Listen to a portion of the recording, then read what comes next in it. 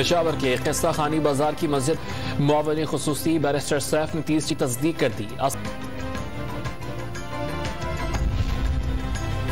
नमाज जुमा से पहले ऐनी शाहिद का बयान, CCPO की ब्रीफिंग।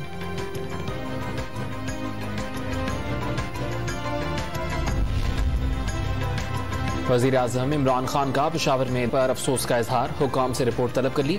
पाकिस्तान को कमजोर करना चाहते हैं। वफाकी वजीर दाखिला शेख रशीद का इजहार मजम्मत।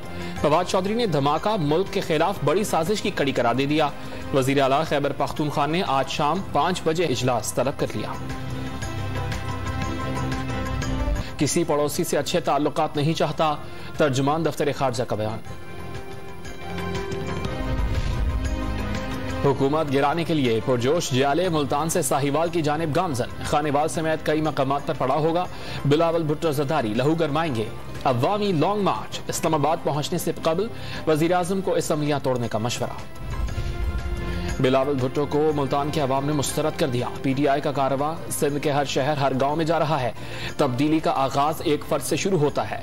वजीर खारजा शाह महमूद कुरैशी ने तलहार के बाद मातली पहुंचने पर खिलाड़ियों का लहू गरमा दिया। अगला पड़ाव बदीन में होगा।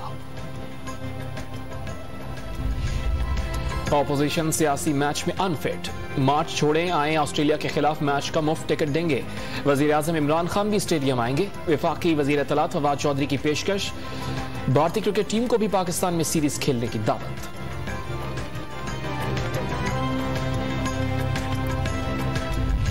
और रावलपिंडी टेस्ट मैच में पाकिस्तान की बैटिंग जारी। 1 विकेट के नुकसान पर 181 रन बना लिए। इमामुल हक 97 रन बनाकर क्रीज पर मौजूद।